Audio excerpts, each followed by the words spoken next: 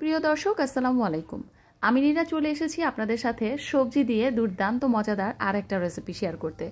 রান্না করে খাওয়ার পর বুঝলাম যে এটা খেতে খুব মজা হয়েছিল, ভাবলাম যে আমার দর্শকদের সাথেও আমি রেসিপিটা শেয়ার করি। তো আজকের রেসিপিটা কিন্তু আমি পটল দিয়ে রান্না করব। আর পটল অনেক বাচ্চারাই খেতে চায় না, মাঝে মাঝে আমারও ইচ্ছে করে না খেতে। তবে পটল যদি এইভাবে রান্না করে নেওয়া যায় এটা একদমই ভিন্ন রকম, আর খিচুড়ি বা পোলাওয়ের সাথেও কিন্তু এটা দারুণ জমে যায়। এখন আমি 4টা বড় সাইজের পটল নিয়েছি, দেখতেই পাচ্ছেন যে আঁচড়ে নিয়েছি, উপরের দিকটা কিন্তু পুরোটা ছিলে নেইনি। আর দুই সাইডের যে অংশটা সেটা অল্প অল্প করে কেটে নিয়ে এখন একটা চামচের সাহায্যে স্ক্রিনে দেখানো পদ্ধতিতে আপনারা ভেতরের যেই অংশটুকু আছে পটলের সেটা বের করে নেবেন। আমি প্রত্যেকটা পটলেরই একইভাবে এটা বের করে নিব। আর ভেতরে যে অংশটা সেটাও কিন্তু ফেলে দিব না, ভয় পাওয়ার কিছু নেই। তো একটা সাইড দিয়ে আমি ছিদ্র করেছি আর একটা সাইড দিয়ে কিন্তু ছিদ্র করিনি, এই যে বাকি অংশটুকু রয়ে গিয়েছে। আর এই রেসিপিতে বাকি যেই উপকরণগুলো লাগবে সেগুলো দেখিয়ে দিচ্ছি। আমি নিয়েছি 1.5 চা চামচ সরিষা, ভিজিয়ে রেখেছিলাম আধা ঘন্টা ধুয়ে, তারপর রসুন, তারপর কাঁচামরিচ। আর নিয়েছি কিছু গুঁড়া চিংড়ি মাছ, এটা দেশি চিংড়ি মাছ, এটার ফ্লেভার ভালো তাই দেশি চিংড়ি মাছ ছোটটা নিয়েছি। এই সবগুলো উপকরণ আমি এখন পাটায় বেটে নিব। চিংড়ি মাছটাকে আগে মিহি করে বেটে নিতে হবে, আর গুঁড়া চিংড়িটা হলে বেটে নিতেও কিন্তু সুবিধা হয়। তারপর যে সরিষা, কাঁচামরিচ আর রসুন এটাকেও বেটে নিব। চিংড়ি মাছটাকে কিন্তু আমি আলাদা একটা বাটিতে তুলে রেখে দিচ্ছি। আর সরিষা, তারপর পেঁয়াজ আর কাঁচামরিচ না, ওটা তো রসুন আর কাঁচামরিচ একসাথে মিহি বাটা করে নিলাম। পটলের ভেতর থেকে যে অংশগুলো বের হয়েছিল সেটাকেও কিন্তু আমি বেটে নিয়েছি অফ স্ক্রিনে। আচ্ছা, আর নিয়েছি একটা বোম্বাই মরিচ, এই যে পটলের ভেতরের অংশটুকু বাটা এখানে দিয়ে দিলাম। তারপর একে একে সব বাটা মশলাগুলো দিয়ে দিব। দিয়ে দিয়েছি চিংড়ি মাছ বাটা, তারপর এখানে দিয়েছি হচ্ছে আদা রসুন পেস্ট, আরও দিয়ে দিলাম অর্ধেকটা কুচি করে রাখা বোম্বাই মরিচ, এটা টেস্ট বাড়ানোর জন্য দিয়েছি। আর দিয়ে দিয়েছি 2 টেবিল চামচের মতো চালের গুঁড়া, হাফ চা চামচ লবণ দিয়েছি, হাফ চা চামচ করে হলুদ গুঁড়া, ধনিয়া গুঁড়া আর অল্প একটুখানি মরিচ গুঁড়া। সবগুলো উপকরণ খুব ভালোভাবে চিংড়ি মাছের সাথে মিশিয়ে নিতে হবে। আর অলরেডি এটার মধ্যে থেকে সুন্দর একটা ঘ্রাণ আসছিল, যেহেতু বোম্বাই মরিচও দিয়েছি এটা ফ্লেভারের জন্য।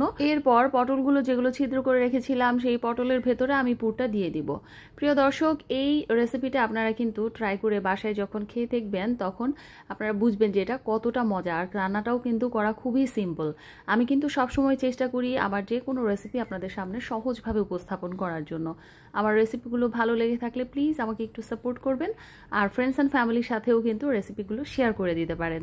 একটা লাইক আর কমেন্ট করে যেতে অবশ্যই ভুলে যাবেন না। প্রত্যেকটা পটলের ভেতরে আমি তারপর এই পুরটা ভরে নিয়ে এখন এটাকে শ্যালো ফ্রাই করে নিব মিডিয়াম হাই হিটে। খুব অল্প আছে ভাজা যাবে না, আবার খুব বেশি আছেও ভাজা যাবে না। আমি মিডিয়াম হাই হিটে এটাকে ভেজে নিয়েছি। আর যখন একদম উপরের দিকটায় ভাজা ভাজা হয়ে গিয়েছে মুচমুচে, তখন আমি এটাকে নামিয়ে ওই যেই তেলটায় ভেজেছিলাম সেখানে সামান্য আর একটু সরিষার তেল দিয়ে এর মধ্যে পেঁয়াজ কুচি দিয়ে দিব। পেঁয়াজ কুচি ভাজার সময় অল্প লবণ দিলে খুব দ্রুতই পেঁয়াজ কুচিটা কিন্তু নরম হয়ে যায় আর ভাজাও হয়ে যায়। এই তো লবণ দিয়ে দিলাম। এখন এটাকে যতক্ষণ না পর্যন্ত পেঁয়াজটা নরম হয়ে আসবে ভেজে নিব। তারপর সামান্য একটুখানি পানি দিয়ে বাদ বাকি মশলাগুলো দিয়ে দিব। যেহেতু আমি পটলের পুরের ভিতরেই মশলা দিয়েছি, এখানেও আমি মশলা কিন্তু কমই দিব।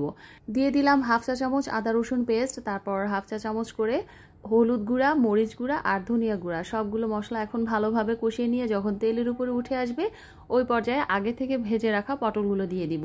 পটল দিয়ে খুব বেশি সময় কষানোর দরকার নাই, যেহেতু পটলগুলোও পুরোপুরি কুকড। 1 মিনিটের মতো এটাকে কষিয়ে নিয়ে আমি বেটে রেখেছিলাম যেই সরিষাটা কাঁচামরিচের সাথে, সেটা পানি মিশিয়ে আমি ছেঁকে দিয়েছি। আস্ত সরিষার পুরোটা এভাবে দিয়ে দেইনি, কারণ পরবর্তীতে যে সরিষার যে দানাগুলো থাকে সেগুলো আমার বাচ্চারা পছন্দ করে না খেতে, তাই সরিষা পানি মিশিয়ে আমি ছেঁকে যে পানিটা হয়েছে সেটা আমি দিয়ে দিয়েছি।